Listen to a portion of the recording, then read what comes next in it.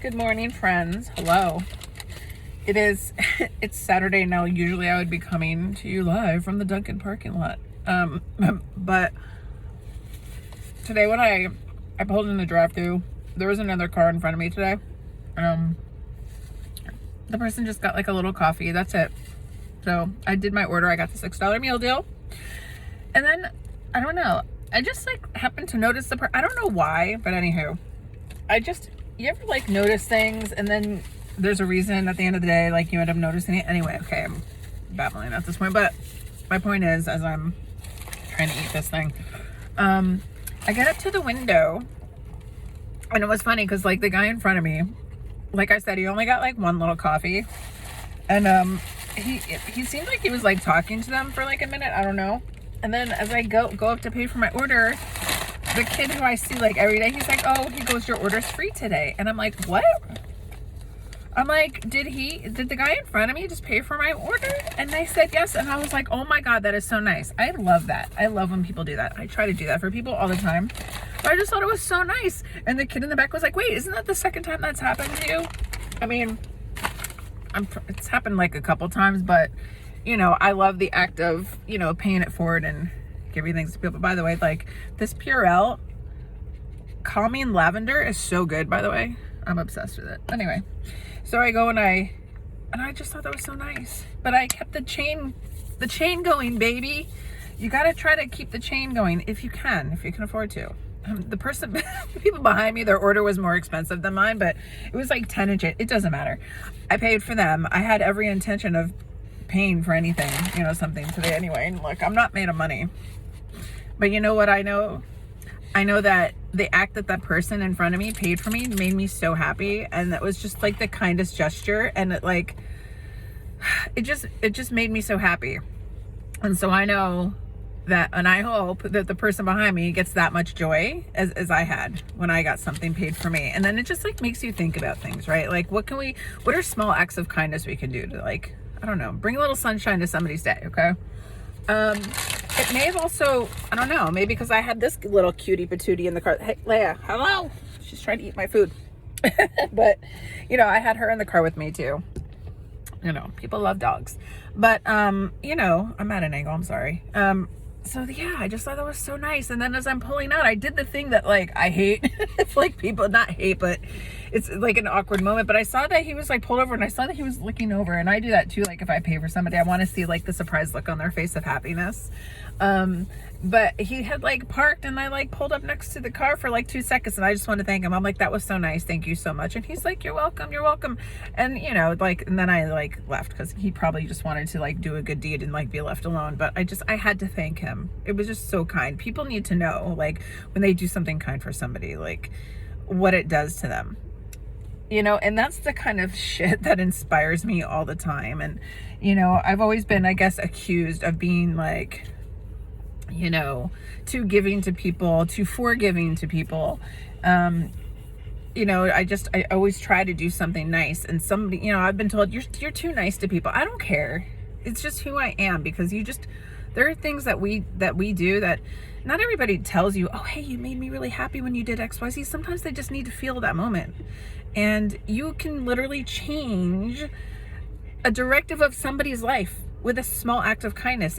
You can do that. You do that. Like we have to like hone into our humanity right now. And little things like this are so important. I'm not saying you have to go to every Dunkin' drive-thru and buy something for the person, you know, behind you, okay? That's fucking expensive after a while, okay? And we're going into a recession in the US, so we cannot like do that shit all the time. But it doesn't cost a thing to be nice to somebody. It doesn't cost a thing to give somebody a compliment. It doesn't cost a thing to open a door for somebody, to ask somebody how they're doing. Like, there are little things along the way in this path of life that we can do to just improve it for ourselves and the people around us. And that is what we need more of, quite frankly. A couple other things. So, yeah, so I'm like, I had to like leave the parking lot and I couldn't sit there and park there because I think the guy, and I was like, well, usually I would park and just like make a video or something, but I was like, I need to drive home because I just felt like a dork, right? But you know, this dog is happy because she got to, you know, have her little, I'll open the window for you. She got to have some little eggie.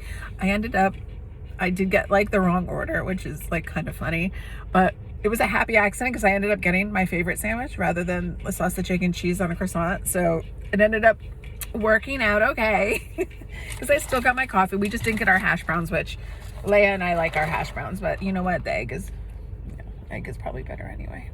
We'll see about that later. But yeah, like I had a really kind of busy-ish week at work, but it was really good. I got to present to like a different group over the week, and I got to explain to them like some of the things that we're doing to, you know, we have like some clubs, and I know that kind of like may sound like silly in nature. Oh, we have clubs at work, but it's more like you know, just like culture clubs, I call them, and the reason I call them that is because it's fun. It, you know, obviously it makes the culture of the workplace better, but if you don't think about the culture club and Boy George and Karma Chameleon, I mean, that's the whole point of that, to like, you know, get somebody to be like, oh, Karma Chameleon, huh? You know, it automatically gets a positive spark to somebody, all right? But I got to present to them, you know, how we started. I mean, I've been where I work for, you know, it'll be 25 years in October. And, you know, I've done a lot of different things at that place. Like I started at the bottom, now I'm here. No, I started in like a different group, and I've, you know, as the company's evolved, my position's evolved, and I'm in a completely different position. I never thought I would be, you know, leading up volunteer initiatives, but it's something that is so near and dear to me. And if you know me, you've seen what I do with like social impact gaming, and how important it is to get others involved and understand that, like, you know, as gamers, there's a certain perception out there, and maybe some of us fit that mold, right?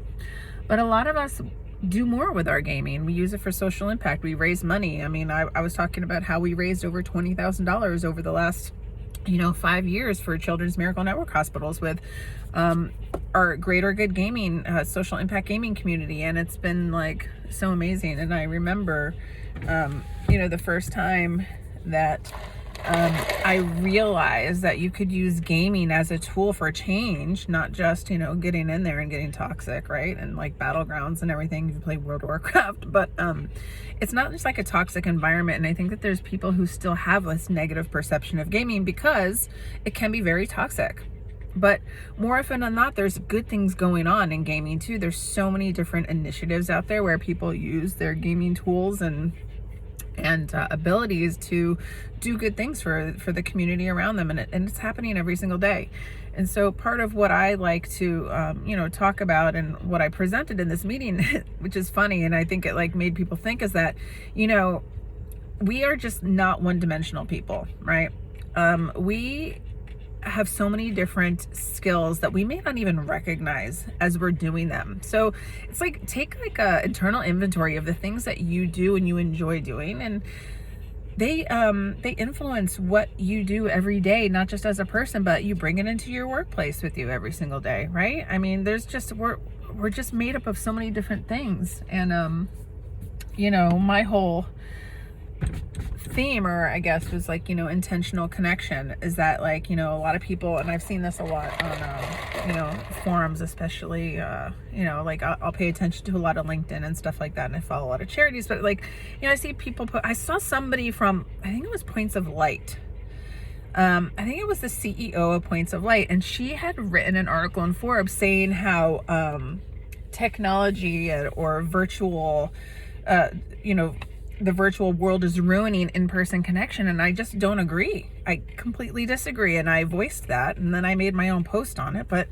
you know, when we use our tools of technology very intentionally, great things can come out of it. And we're not saying like technology is going to replace in person. And I think that's that's a fallacy that a lot of people fall into. They think, oh my God, like AI, this is ruining everything. Phones. Oh, please don't get me started on phones. People like in schools, oh my God, phones are the worst. Teachers hate when kids have phones. And I'm just like, you literally have your own phone. Like, do you understand the hypocrisy? Phones, or not just phones, but like technology, virtual and in person, when they fuse together, like, it's a beautiful thing. We make beautiful things happen. Both can exist together. And I think the biggest issue is that we are just not teaching people how to use the tools that they're given. I see this every day in a workplace, okay? You say, hey, there's these great things, but we don't teach people how to use them properly. And, you know, if you are a teacher and you're listening to this conversation, I'm not blaming you. I'm not saying that you're, you know, part of the problem, but, you know, here's something.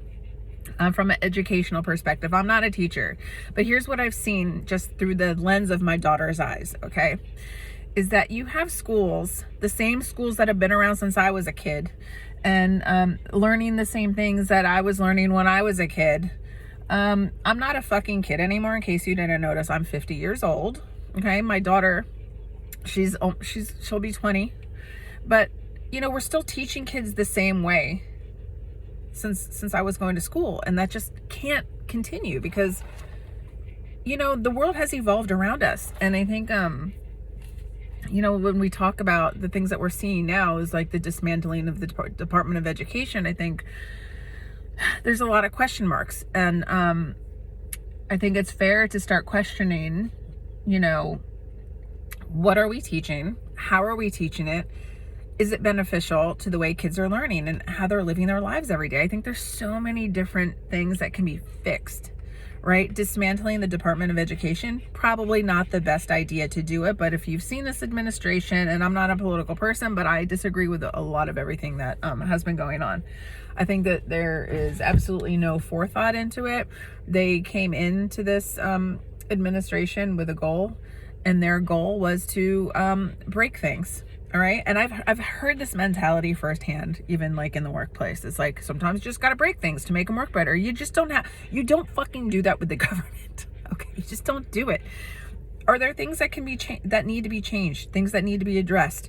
You know, maybe, you know, gaps that need to be filled, things like that. Yes. But you can do it in a thoughtful way that's not disruptive and literally ruining people's lives.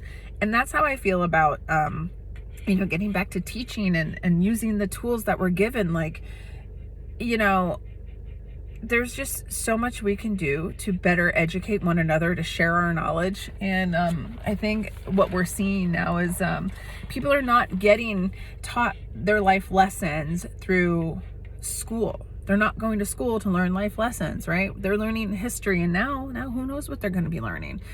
But you cannot get into a teaching profession, and you know, I wonder actually if teachers are even being educated on how to be teachers, to how they're supposed to be teaching students. If it's the same way as it's been when I was a kid, this is the problem. And I've been reading, especially like in the state of New Jersey, which is really bothersome to me, is I saw that Governor Murphy he signed a bill, I believe, and it was like, you know, a pretty meaty amount of money. He visited a school, and what this school did was they have like a cell phone free school, so that every student, when they come into the school every day, they bring their phone, they put it in a pouch, a protective pouch, and it gets locked away somewhere, and then they just spend the whole day without their phones, and then at the end of the day, they pick up their phones, and then off they go. Wow, that sounds like a really great concept, but you know, there's just too much happening in the schools that I just think people are missing the point. I am not an advocate of this. I don't think phones need to be taken away from kids. I think that there needs to be like a step back from a parental perspective. And I think as parents, if we are giving our kids these technological tools, we need to teach them how to use them properly.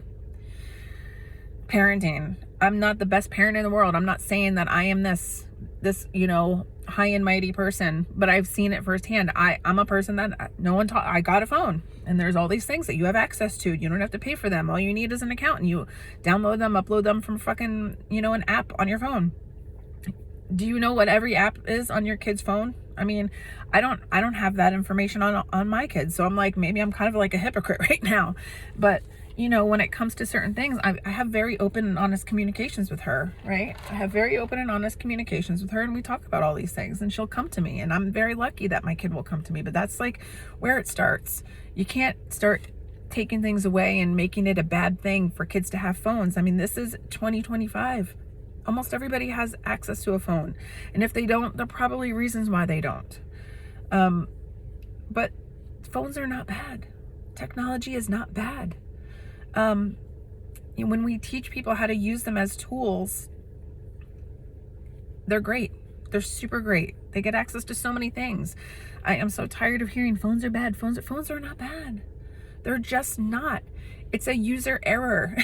Okay, it's a user error. But just like in gaming, the people that developed these phones, they could put all the bells and whistles in place. When was the last time you looked through your phone settings to see what things you had access to, what you could block, what you couldn't have, what you what you can't block? I mean, you have to learn like every little feature of your phone. Okay, open a fucking manual, read that shit. When Apple updates their shit, they put all the information in there. But you know, if you're like me, you don't go through every goddamn thing. All right, you wait until someone makes a big hoo-ha about it, and then you're like, oh shit, I really need to change that setting. But you have to be aware. You also have to be aware that every time you download an application, that thing is probably going to track you. You have to go into that app, you have to turn off certain abilities, and then, you know, decide whether or not you want that app anymore. Okay, because they track us wherever we go. There's cookies. This is how we get digital advertising, and it can be really good, but it can also be really, really invasive. So it's all about how you use the tool that determines the outcome. All right. Just like, you know, when you're on social media, you can scroll through your feed, you can update your feed, you can reset your feed, but it's all based on what you've been doing on that app. All right. We're habitual creatures. It knows what you want to see. So, you know, we have to take an active part in, you know, we have to take an active part in the role that we're playing when technology and social media and things like that, you know, kind of infiltrate our lives, right? We can't say, oh, all these things are bad. We control it. We control a lot of it.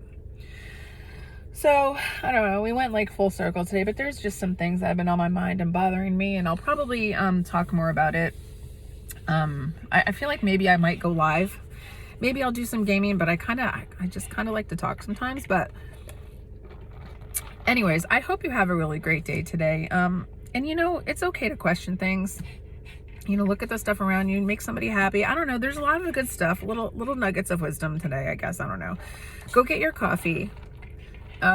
Sit back, reflect, you know, go through your phone settings, delete some apps if you need to. And also if you see somebody, tell them have a nice day. I don't know. That's it. Happy Saturday. Hope you have a good day. Bye.